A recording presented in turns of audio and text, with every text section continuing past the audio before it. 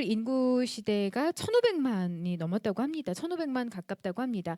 반려동물과 함께 건강한 삶을 영위하기 위한 분들이 참 많아졌는데요. 이 순서 먼저 보고 오도록 하겠습니다. 반려동물 응급처치 내 손으로라는 프로그램이 마련이 되어 있습니다. 여러분과 함께 반려동물 어떻게 하면 우리 아이들 안전하게 응급처치할 수 있는지 이야기 나눌게요. 유튜브 댓글로도 많이 소통해 주시길 바랍니다. 지금부터 함께 보시죠.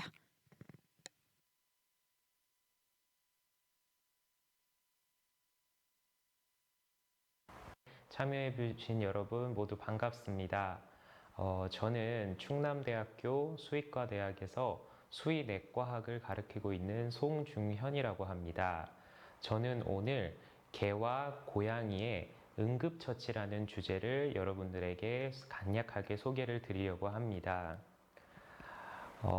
반려동물 인구가 늘어나고 있는 만큼 가정집이나 기타 장소에서 저희 강아지라든지 고양이를 너무나 쉽게 볼 수 있는데요.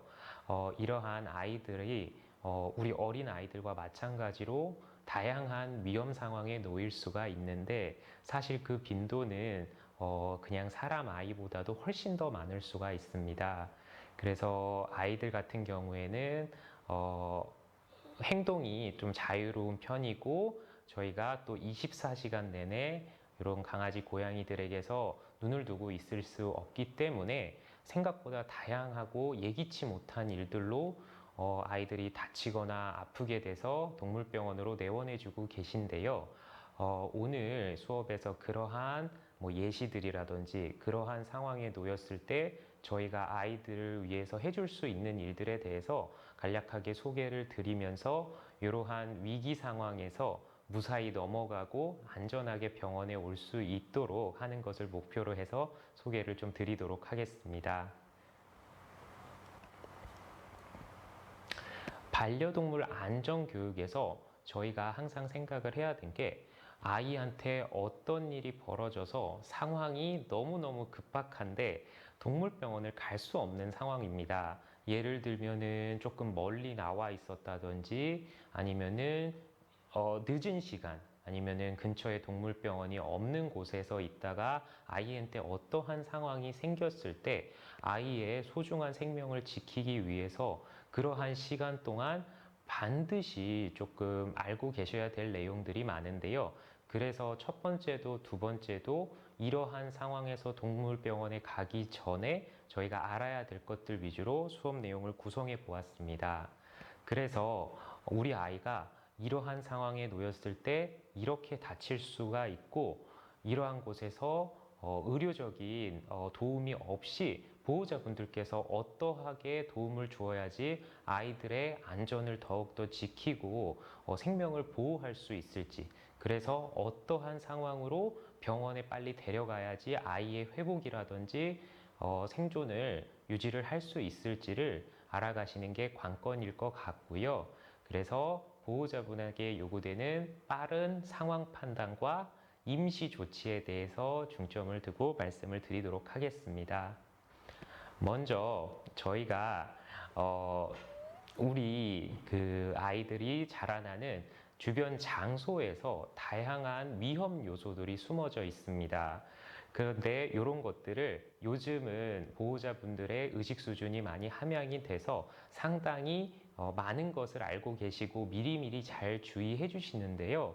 그럼에도 불구하고 여전히 다양한 위험 요인 때문에 실제로 그 위험 요인에 문제가 생겨서 다양한 원인으로 동물병원에 내원하고 있습니다. 그 중에서 저희가 가장 먼저 알아볼 것들이 우리가 가장 친숙한 공간인 주방 안에 숨겨진 위험 요소들입니다. 주방이라는 공간은 저희가 생각했을 때는 맛있는 음식이 있고 되게 따뜻한 이미지인데 강아지들도 역시 보호자분께서 밥을 주시고 밥을 준비해 주시는 너무나 좋은 장소임에도 불구하고 어떻게 보면은 너무너무 다양한 위험 요소들이 여기에 있습니다. 그래서 첫 번째 사진을 보시면은 초콜릿이라든지 커피 공 아니면 커피 자체 이러한 음식들 역시 강아지나 고양이들이 먹었을 때 아이들이 필요로 하거나 허용할 수 있는 카페인 농도가 훨씬 더 높기 때문에 뭐 심장이 너무 빨리 뛰거나 갑자기 막 침을 흘리고 그런 위험한 작용을 나타낼 수가 있습니다. 그리고 다음 사진으로는 그 백합 식물 같은 것도 고양이 같은 아이들이 이러한 식물들을 뭐 캣닙과 비슷하게 핥거나 먹거나 그러기도 하는데요.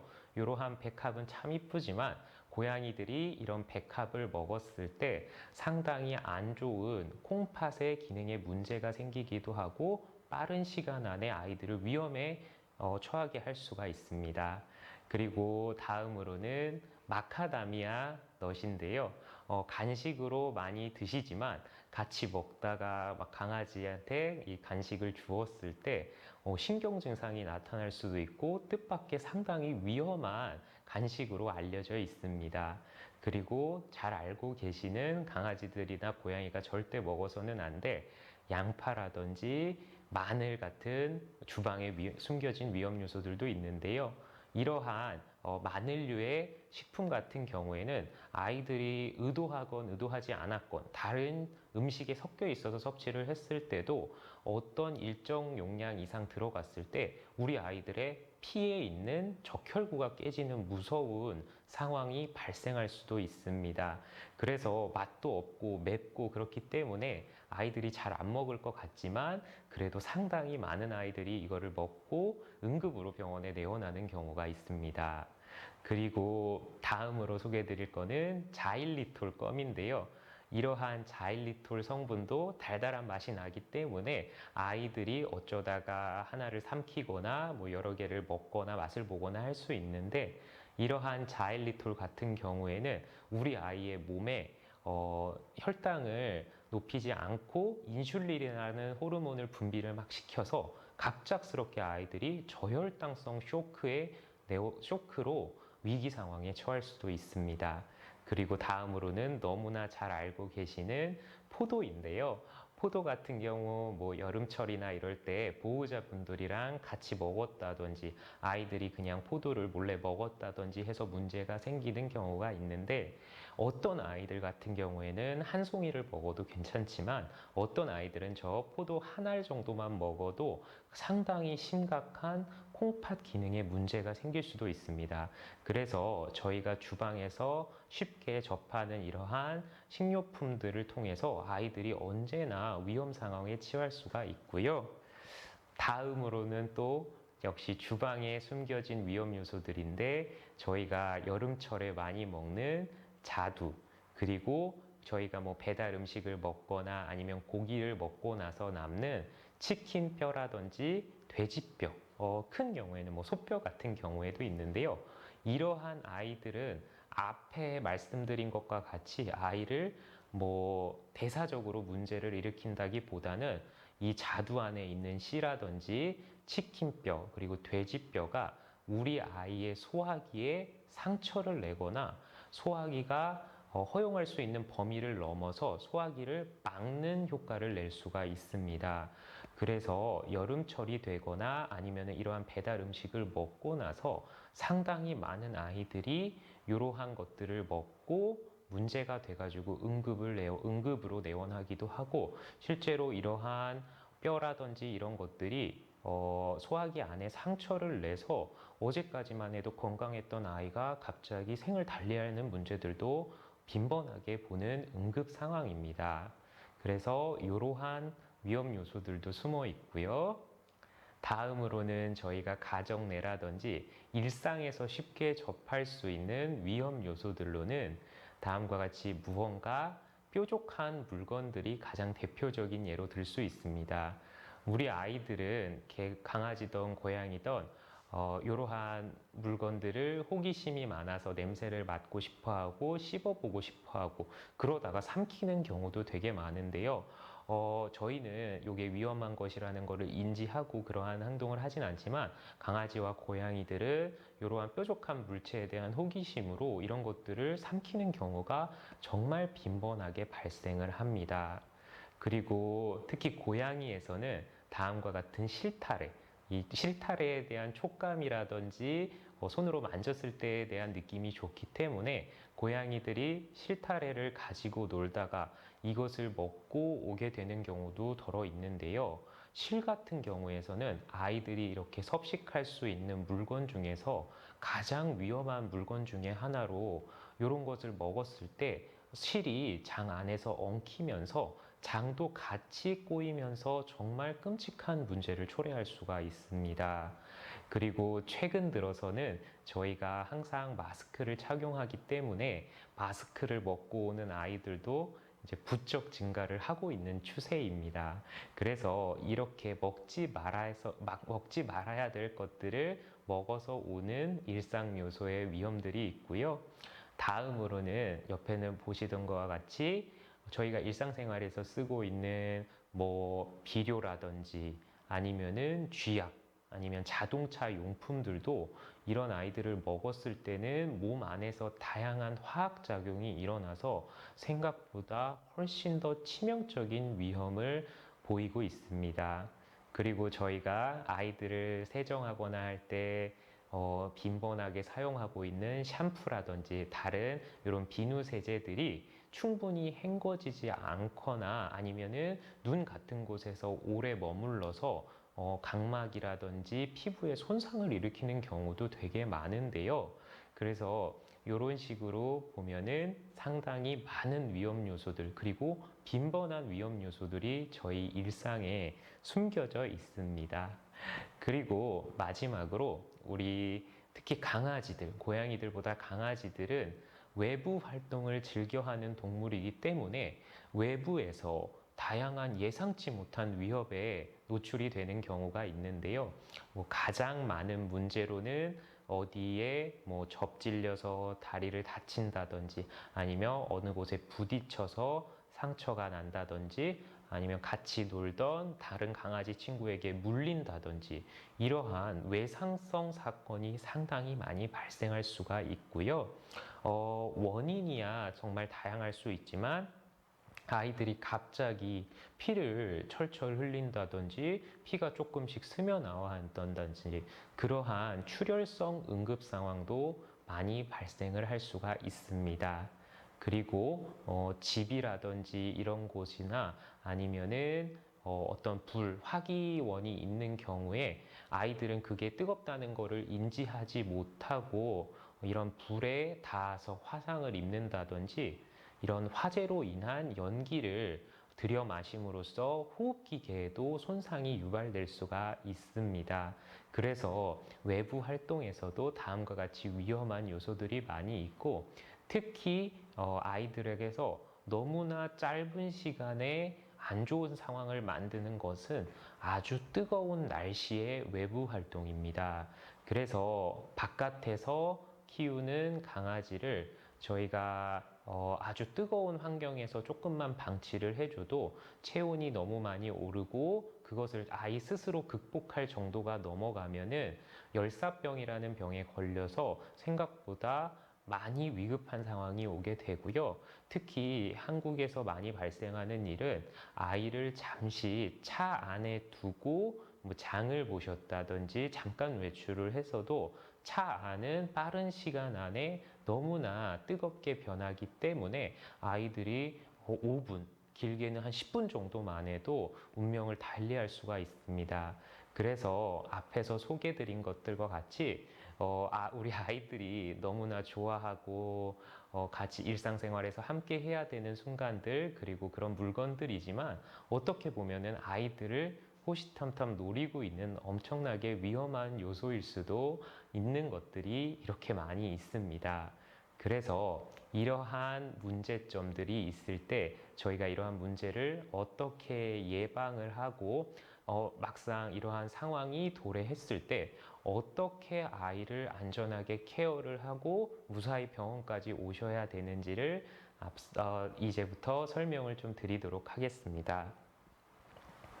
그래서 이러한 위험 요인에 대해서 아이들이 정말로 안 좋게 돼서 심장이 멈추고 숨을 못 쉬는 가장 기본적인 응급 상황이 발생할 수가 있는데요.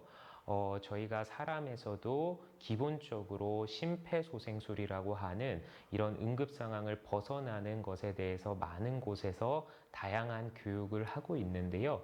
그 중에서도 강아지나 고양이에서도 이러한 기초 심폐소생술에 대해서 반드시 이해를 하고 계시면은 유용한 순간이 있을 것으로 예상이 됩니다.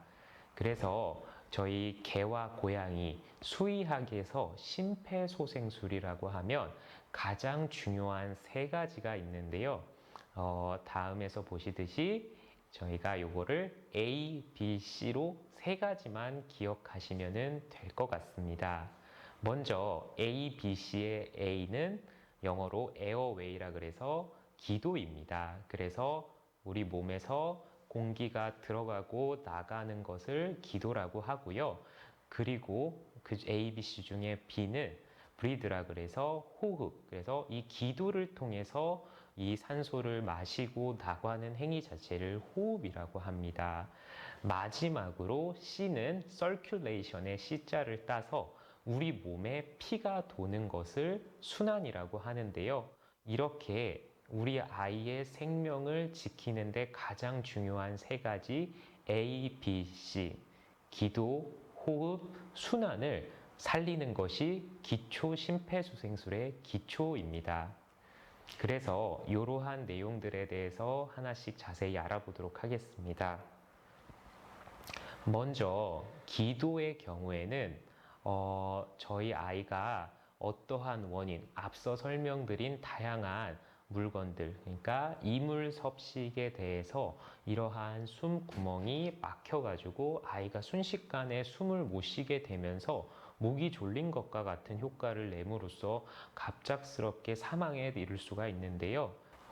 A, B, C 중에서 가장 첫 번째인 에어웨이에 대해 알아보도록 하겠습니다. 기도의 경우 기초적으로 숨이 들어가는 곳인데요. 이쪽에서 저희가 예상치 못하게 아이들에게서 기도를 순식간에 막을 수 있는 이물섭식과 같은 상황에서 기도가 막혀서 아이가 기저질환이나 이런 것과 상관없이 숨을 못 쉬는 숨을 못 쉬는 상황이 발생해서 다음과 같이 응급 상황이 발생할 수가 있는데요. 이러한 기도가 막히면은 1차적으로 우리 몸에 산소 공급이 되지 않기 때문에 빠른 시간 안에 아이들이 사망에 이를 수가 있습니다. 그래서 아이들이 응급 상황에 처하고 숨쉬기가 괴로워하고 이렇게 응급 상황에서는 첫 번째도 두 번째도 기도를 확보를 하는 것이 가장 중요한데요. 강아지나 고양이의 경우 사람과는 해부학적 구조가 많이 차이가 있어서 보호자분들께서 직접 기도 확보를 해줄 수 있는 방법은 사실 그렇게 많지 않습니다. 허나 무언가 물건이나 가래 같은 것이 너무 심하게 나와서 이 목 쪽 부분을 막고 있는 경우에 우리 아이의 목을 만져보시면은 특정 부분에서 상당히 괴로워한다든지 호흡에 곤란을 일으키는 것을 알 수가 있습니다. 그래서 아이가 이렇게 호흡을 힘들어하는 경우에는 목 쪽 부분을 만져봤을 때 무언가 불룩 튀어나왔다거나 아니면은 특정 부분을 만졌을 때 호흡을 더 힘들어하고 아이가 숨을 못 쉬게 돼서 산소 교환이 잘 안 되는 상황을 확인할 수가 있습니다. 그래서 이게 완전하게 기도를 막지 않으면 어느 정도 산소가 왔다 갔다 하기 때문에 조금 더 아이를 오랫동안 유지를 할 수 있지만 완전하게 기도가 막혀 있는 경우에는 한 1분만 지나도 아이가 사망에 다다를 수 있기 때문에 보호자분께서 이것을 해결해 줘야 되는 경우도 있는데요.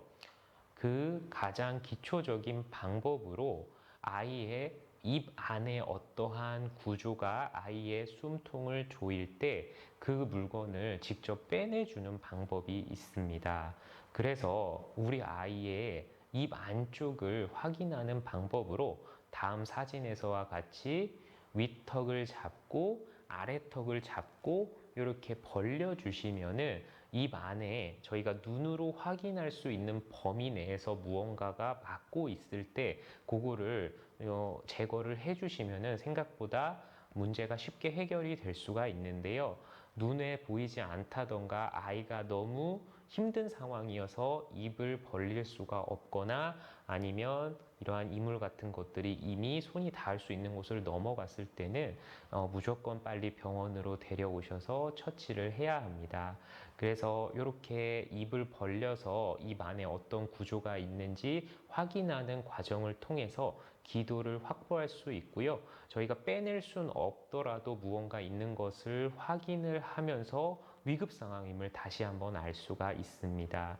그리고 고양이 같은 경우에는 또 입이 작기 때문에 이러한 상황이 많이 어렵기 때문에 이러한 이 기도가 위쪽에서 막았을 때 아이들이 숨 쉬는 양상을 알아두시면은 훨씬 더 위험을 빨리 감지하실 수가 있는데요.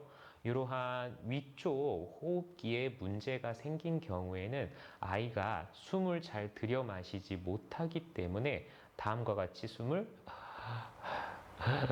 이런 식으로 가쁘게 쉬면서 배가 많이 움직이는 것을 알 수가 있습니다. 그래서 이러한 위험 상황을 감지하고 보호자분께서 기도를 확보해 주실 수 있으며 빠르게 확보를 해주는 것이 아이를 구하는 가장 첫 번째 방법이고요.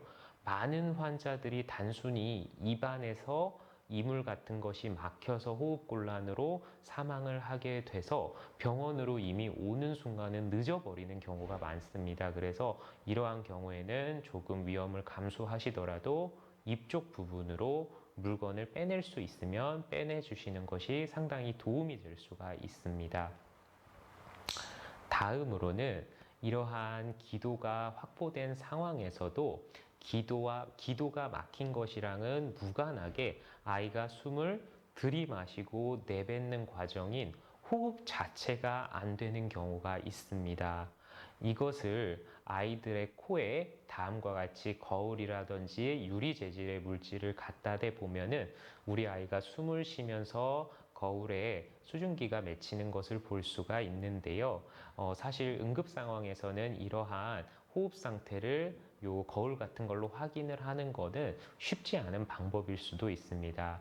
그래서 가장 쉽게 호흡을 하는지 볼 수 있는 방법이 우리 아이들의 배를 보는 방법입니다.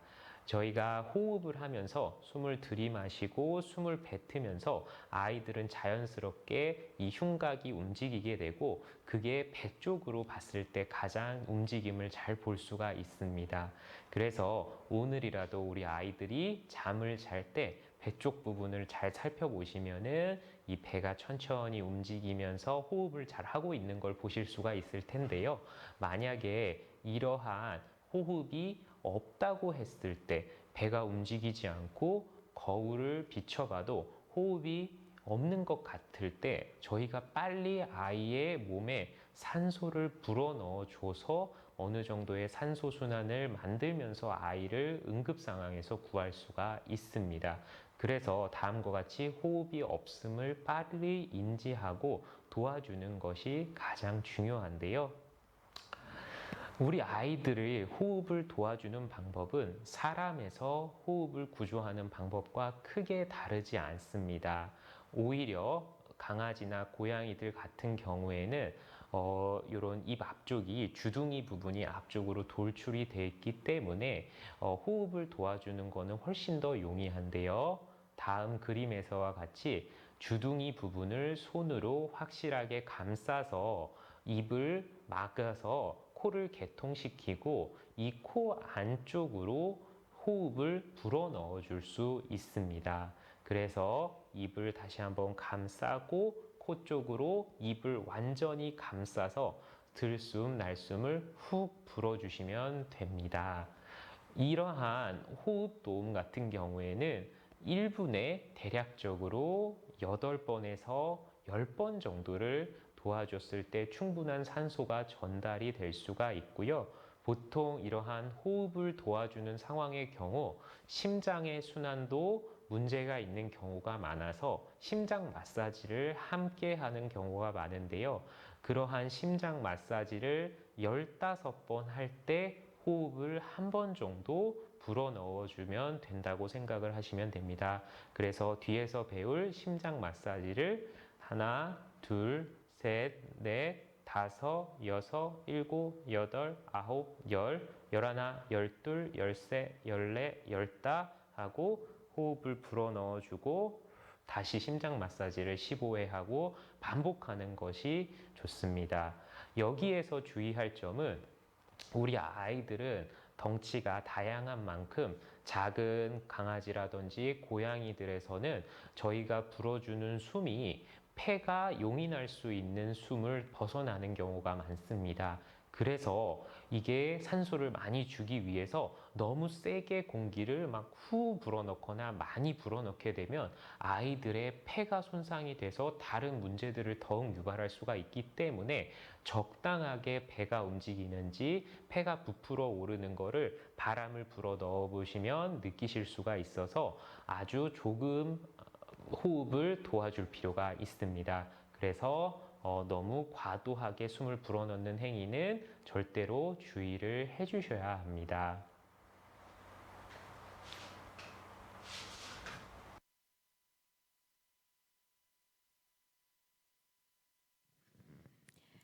네, 반려동물 많이들 함께 생활하시죠? 우리 교수님과 함께 반려동물의 응급처치 방법에 대해서 알아보고 있습니다. 우리 반려동물 개와 고양이가 먹지 말아야 할 것들부터 아주 일상생활 속 숨겨진 위험 요소들까지 하나하나 살펴봤고요. 지금 댓글로도 말씀 주시는 것처럼 저도 신기한데요. 어, 강아지 그리고 고양이에도 심폐소생술 똑같이 하고요. 지금 설명을 해주시고 계십니다.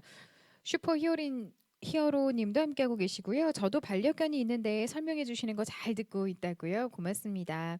우리 한별님도 알고 있어야겠어요. 되게 유용합니다. 라면서 함께 해주고 계시네요. 고맙습니다. 자, 계속해서 2부 시간 이어가도록 하겠습니다. 반려동물을 꼭 키우지 않으시더라도 보건안전, 우리 반려동물 응급처치하는 방법을 알려주고 계신 부분이니까요. 주의 깊게 시청하시면 도움이 되실 것 같습니다. 계속해서 충남대학교 수의학과 교수이신 송중현 교수님 만나보겠습니다. 교수님 나와주세요.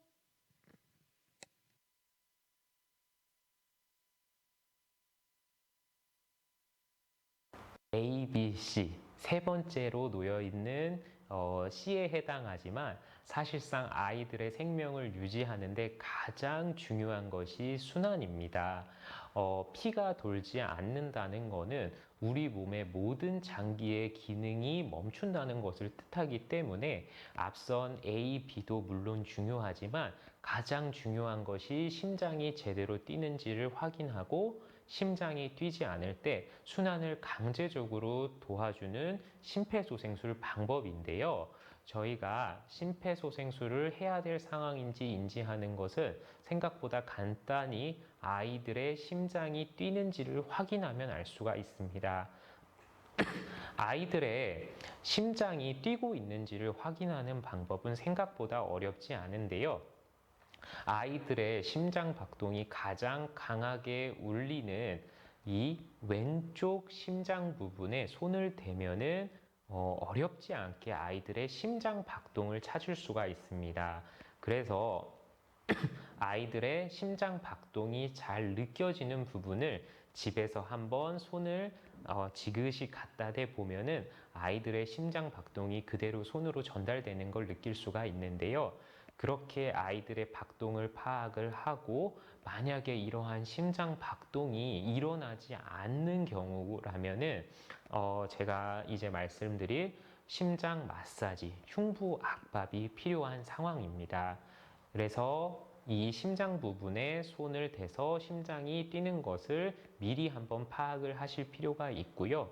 이쪽 부분에서 박동이 확인되지 않는 경우에는 다음과 같이 아이들의 사타구니 안쪽에서도 박동을 쉽게 느낄 수가 있어서 오늘 당장 아이들의 몸을 만져보면서 심장 박동을 파악해 보실 수가 있습니다.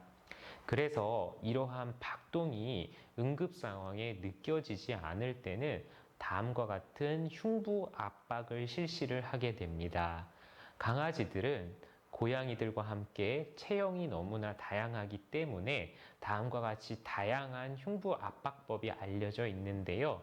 그 중에서 첫 번째 사진은 아주 작은 개체들에서 한 손으로 심장 마사지를 하는 법, 그리고 두 번째는 일반적인 고양이나 저희가 알고 있는 자그마한 강아지들한테서 효과적으로 두 손으로 심장을 마사지를 하는 법이 있고요. 어느 정도 사이즈가 있는 강아지들이나 고양이에서는 다음과 같이 두 손을 이용해서 사람과 유사하게 흉부 압박을 진행할 수가 있습니다.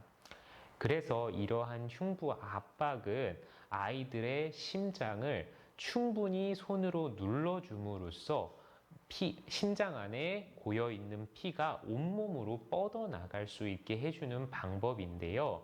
그렇기 때문에 단순히 심장을 만지는 것이 아니라 정말 일정 수준 이상의 힘이 심장에 전달이 돼서 피가 뿜어져 나가도록 하는 것이 가장 중요합니다.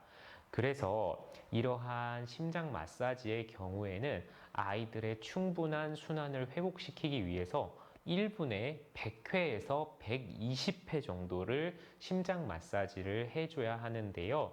그렇기 때문에 1초에 2번 정도를 진행을 하면 된다고 생각을 하시면 합니다. 개와 고양이의 심장 박동은 사람보다 상대적으로 상당히 빠르기 때문에 다음과 같이 조금 빠른 속도로 심장 마사지를 해줘야 하는데요. 이러한 심장 마사지를 할 때도 충분한 힘이 전달이 돼서 이 흉부 가슴팍에 3분의 1에서 2분의 1 깊이 정도가 될 때까지 유의적인 힘이 전달이 되도록 해줘야 합니다. 그래서 많은 상황에서 이런 갈비뼈들이 심장 마사지를 하고 나서 골절이 되는 경우가 있습니다. 허나 심장이 뛰는 것이 가장 우선시 되어야 하고 일반적인 갈비뼈가 골절되는 것은 전부 회복이 가능하기 때문에 그런 것은 신경 쓰지 않고 최대한 아이의 심장을 뛰는 것에 목적을 두고 심장 마사지를 시행합니다. 그리고 심장 마사지를 빨리 해야 하는 만큼 우리의 아이의 심장을 누른 다음에 충분한 반동을 주지 못해서 심장이 그냥 쪼그라든 상태로 이렇게 박동을 하게 하는 경우가 있는데 그게 아니라 아이의 심장을 누른 뒤에 충분히 반동될 운동 범위를 줘서 순환이 충분히 이루어지도록 하는 것이 흉부 압박의 가장 중요한 점입니다. 그래서 아이들의 체형에 따라서 다음과 같이 일반적인 아이들은 위쪽에서 다음과 같이 누르면 되고 이렇게 흉곽이 깊은 아이들은 조금 더 심장 가까이에 퍼그나 불독같이 흉곽이 넓은 아이들은 다같이 위쪽에서 눌러주는 것이 효과적으로 힘이 심장에 전달이 되는 방법입니다. 그래서 이러한 흉부 압박을 잘 하기 위해서는 충분한 힘이 전달이 돼야 되기 때문에 아이들을 위해서 이 폭신한 바닥이 아니라 반드시 단단한 바닥에서 다음과 같이 진행이 돼야 합니다. 그래서 아이들을 단단한 바닥에 눕히고 나서 팔을 쭉 뻗고 무릎을 꿇은 상태에서 몸의 상체의 힘이 아이의 심장에 전달될 수 있도록 눌러주는 것이 가장 중요합니다. 그래서 아이들의 심장 심폐소생술 시 높이가 상당히 중요한데요. 어떠한 테이블 위에서 심폐소생술을 진행해야 할 때는 다음과 같이 낮은 테이블에서 진행을 하시든지 충분한 높이에 올라가서 상체의 힘이 심장으로 빠르게 잘 전달될 수 있도록 해주는 것이 가장 중요합니다. 그래서 다시 한번 말씀드리면 단단한 바닥에서 어떤 지지 구조를 딛고 상체의 힘을 가슴으로 온전히 전달하는 것이 흉부 압박의 핵심 방법입니다. 그래서 강하고 빠르게 심장순환을 일으켜서 아이 몸에 피가 돌도록 해주면은 심장이 뛰지 않는 위기 상황에서 저희가 아이가 병원에 오기 전까지 너무나 큰 도움을 줄 수가 있습니다. 그래서 심장 마사지를 하면서 아이의 의식이 돌아오던가 일어날 때까지 충분하게 전달을 해줘야 되고요. 만약에 아이의 심박이 돌아오지 않으면 계속해서 저희가 의료적인 도움을 받을 때까지 마사지를 해줘야 합니다. 이제 이러한 심폐소생의 기본적인 방법에 대해 설명을 드렸고요. 이제는 앞서 설명드린 몇 가지 위험 요소들을 빠르게 극복하는 방법에 대해서 소개를 드리겠습니다. 앞서도 많이 소개드린 아이들이 먹음으로써 문제가 되는 다양한 이물 섭식입니다. 우리 아이들은 호기심이 많고 냄새 맡는 것도 좋아하고 무언가를 입에 담는 행위를 상당히 좋아하기 때문에 너무나 많은 환자들이 이물섭식으로 병원에 내원을 하고 어떤 아이들은 생각보다 쉽게 이물섭식이 해결되기도 하지만 어떤 아이들은 하루아침에 생명을 달리할 수 있는 게 이물섭식인 만큼 상당히 위험한 응급 상황 중에 하나인데요. 이물섭식은 다음과 같이 다양한 물질들을 먹는 경우가 되게 많고 제가 이 사진에서 소개드리는 이물들은 상당히 많이 병원에 내원하는 원인이 되는 물질들입니다. 그래서 이러한 뼈라든지 뭐 실타래, 동전, 봉지, 낚싯바늘, 마스크 이러한 물건들을 취급하실 때 무엇보다 이러한 이물섭식 상황이 생기지 않도록 이에 대한 노출을 최소화시켜 주는 것. 그러니까 이러한 아이들이 호기심을 가질 만한 물건들을 어떤 부분에 격리를 시켜 놓는다든지 잘 정리를 하시고 음식물도 잘 폐기를 하셔서 접근을 막는 것이 가장 좋은 방법이고요. 만약에 아이가 이미 입안으로 이러한 이물을 넘겼다고 할 때는 1시간, 1분이라도 이물을 병원에 내원해서 빠르게 제거해 주는 것이 아이의 생명을 구하는 길입니다. 왜 그러냐 하면 이러한 이물들은 종류에 따라 다양하지만 소화기 안에 걸려 있는 경우에 그 걸려 있는 정도에 따라서 소화기의 움직임을 멈추게 하고 피를 안 통하게 해서 소화기를 빠른 시간 안에 괴사시킬 수도 있고요.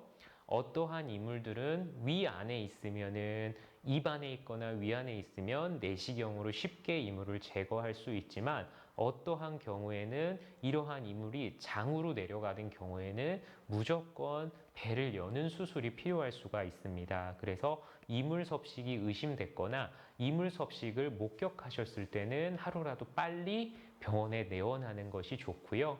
그 예시를 한번 보여드리면 다음과 같이 복숭아뼈 같은 경우에는 이 씨앗이 어떠한 곳을 뭐 막고 있거나 그러지 않기 때문에 조금 천천히 제거를 해도 되지만 이게 장으로 넘어갔을 때 소장이라든지 대장으로 넘어갔을 때는 더 큰 문제를 유발할 수 있기 때문에 무조건 수술을 해야 되는 경우가 많고요.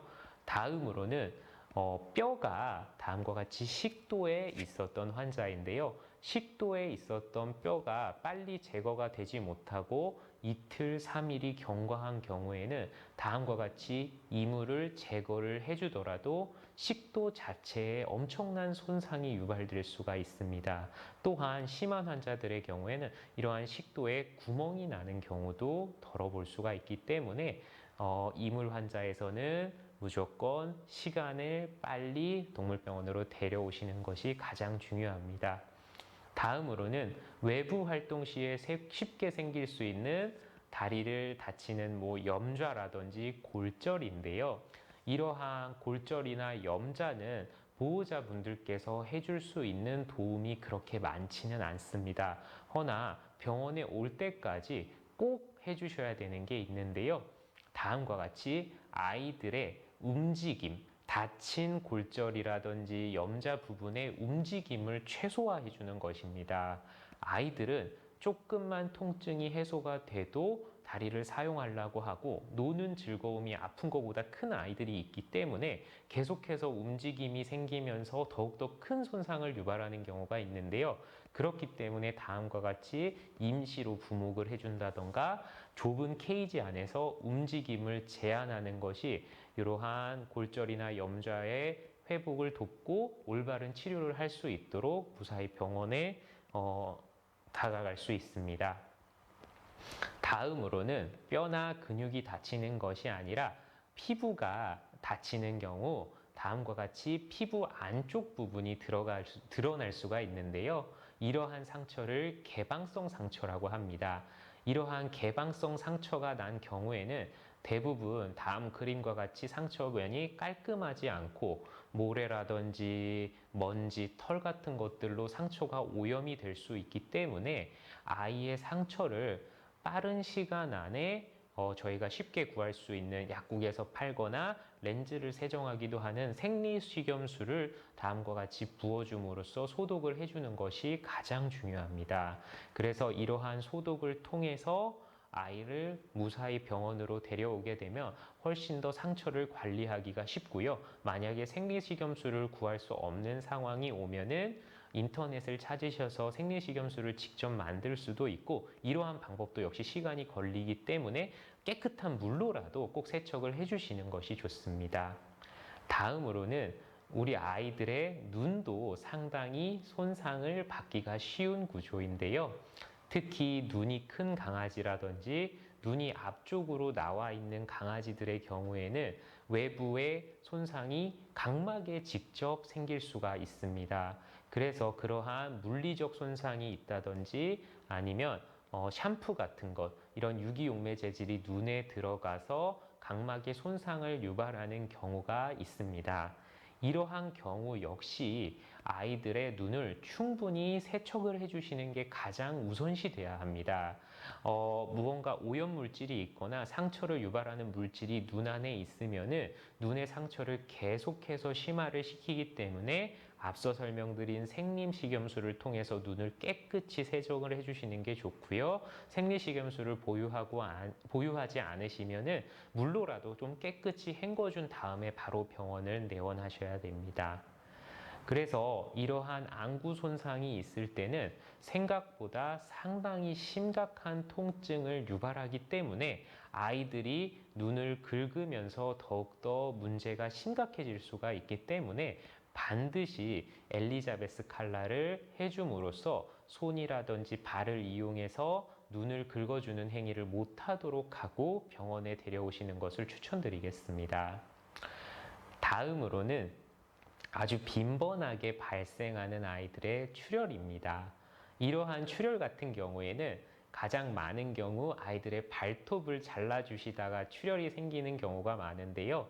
이러한 출혈 같은 경우 발톱에서 나는 피도 지혈이 제대로 되지 않으면 조금 상당히 많은 출혈을 유발할 수가 있기 때문에 너무 놀라지 마시고 화장지라든지 솜, 거즈 같은 것들이 있으면은 그런 부분으로 손을 꾹 잡아주시면은 대부분의 이러한 미세 출혈은 1분 이내에 지혈이 됩니다. 그렇기 때문에 너무 당황해서 병원에 오시기 전에 아이의 충분히 지혈을 해주시는 게 가장 빨리 아이들의 출혈을 멈춰주는 방법이니까 너무 놀라지 마시고 손을 지그시 감싸줘서 피를 멈추게 하면 됩니다. 일부 경우에 다양한 원인에 의해서 출혈이 너무 심한 경우에 이런 경우에는 빨리 병원을 내원해 줘야 되는데요. 그러한 경우 저희가 빈혈 상태를 확인할 수 있는 방법이 가장 대표적으로 우리 아이의 잇몸을 확인하는 방법입니다. 그래서 잇몸은 원래 아주 핑크빛이 돌아야 되는데 다음 사진에서와 같이 창백하게 변했을 때는 아이들의 핏기가 없는 것을 인지할 수 있어서 빨리 병원에 내원해 줘야 되고요. 만약에 잇몸으로의 접근이 어려운 경우에는 다음과 같이 눈의 흰자위를 보시면 이렇게 정상적으로는 불긋불긋한 핏기가 있는 것을 알 수 있지만 빈혈이 생기면 이러한 미세혈관의 핏기가 사라져서 쉽게 빈혈 상태를 확인할 수 있고 이러한 경우에는 빨리 병원으로 내원을 해주셔야 합니다. 다음으로는 일부 환자들이 갖고 있는 발작이라는 증상입니다. 그래서 우리 뇌에서 비정상적인 전기적인 신호가 나와서 다음과 같이 몸을 허우적거리기도 하고 거품을 몰기도 하고 이상한 행동을 보일 수 있는 것을 발작이라고 하는데요. 이러한 발작이 있는 경우에는 너무나 상황이 당황스럽기 때문에 아이를 제대로 도와주거나 응급처치를 해주지 못하고 다급하게 동물병원으로 데려오시는 경우가 많습니다. 그래서 이러한 발작은 우리 아이들이 발작을 하기 전에 대부분 저에게 힌트를 주는데요. 아이가 발작을 하기 전에 많이 불안해한다든지 보호자를 찾는다든지 막 침을 흘린다든지 이러한 행위를 보이고 그 다음에 우리가 알고 있는 몸을 가누지 못하고 정신을 잃는 발작 증상이 나타나고 그 다음에 발작이 회복이 되면은 회복된 뒤에도 머리 안에 흥분 전달이 아직도 남아 있어서 아이들이 방향을 못 찾는다든지 앞을 못 본다든지 막 과흥분 상태가 된다든지 하는 발작 후 증상을 보일 수가 있습니다. 그래서 이러한 발작의 단계를 알고 계시면은 아이가 발작의 조짐을 보이면은 제가 알려드릴 응급처치를 해주셔도 되고 발작을 하고 난 뒤에도 이러한 응급처치를 해주시면 발작 상황을 조금 더 빨리 벗어날 수가 있는데요. 발작을 조절하기 위해서 저희가 집에서 해줄 수 있는 방법은 다음과 같은 방법이 가장 효과적입니다. 저희 몸에는 이러한 흥분성 자극을 억누르는 미주신경이라는 것이 존재를 하는데요. 우리 아이의 목 쪽 부분에 이러한 미주신경의 줄기가 지나가기 때문에 아이가 발작을 하거나 발작을 할 것 같거나 발작을 하고 난 뒤에 이 목 쪽 부분을 지그시 눌러주면은 미주신경이 자극이 됨으로써 발작파를 조금 더 빨리 억누를 수가 있습니다. 이러한 상황에서 주의점은 상황이 너무 급박하고 발작 상황에서는 아이의 의식이 없기 때문에 입 쪽으로 손이 갔다가 손을 보호자분의 손을 다치는 경우가 있습니다. 그래서 미주신경을 자극할 때도 입 주변으로는 절대 손이 안 가게 하시는 것이 중요하고요. 다음으로는 이 눈 위쪽으로도 미주신경이 많이 분포를 하고 있기 때문에 이 눈 위쪽 부분을 지그시 눌러줌으로써 아이들의 발작을 조금 더 빠르게 멎게 할 수가 있습니다. 그래서 이렇게 발작을 조절을 해주시고 병원으로 빨리 가셔서 약물적인 도움을 받는 것이 좋고요. 마지막으로 말씀드릴 내용은 열사병입니다. 아이들이 갑작스럽게 뜨거운 환경에 노출된다든지 자신이 벗어날 수 없는 뜨거운 환경에 있는 경우에 쉽게 열사병이라는 질환이 생기게 됩니다. 이러한 열사병은 일단 생기게 되면은 회복이 거의 어려울 정도로 아이의 몸에서 상당히 많은 문제를 초래하는데요. 실제로 열사병으로 내원하는 대다수의 환자가 생존이 거의 어려울 만큼 열사병 자체가 일어나지 않게 하는 것이 아이의 응급처치의 핵심입니다. 그래서 가장 많이 열사병을 유래하는 차 안에 아이가 방치된 경우인데요. 우리 여름철에 차 안은 온도가 10분만 지나도 42도로 오를 수 있고 30분에서는 또 40도, 60분에서는 56도까지 오를 정도로 이러한 차 안의 온도가 급격하게 오르는 것을 볼 수가 있는데요. 아이들이 이렇기 때문에 이러한 고온 환경에 노출되는 경우에는 이렇게 짧은 시간 안에 사망에 이를 수가 있습니다. 그래서 반드시 어디 장을 보러 가신다든지 차에 아이를 혼자 둬야 될 상황이 있는 경우를 가급적이면 피해 주시는 것이 가장 좋고요. 자리를 비우더라도 차 안을 창문을 조금 열어두고 에어컨을 틀어줘서 아이가 더위로 인해서 호흡이 힘들지 않도록 해주는 것이 가장 중요합니다. 그래서 이런 식으로 차에 대해서 뜨거워질 수 있다는 것을 항상 인지하시는 것이 열사병을 예방하는 데 가장 좀 도움이 될 것으로 생각이 됩니다. 그래서 오늘 제가 우리 아이들의 안전을 지키기 위해서 준비한 내용은 여기까지고요.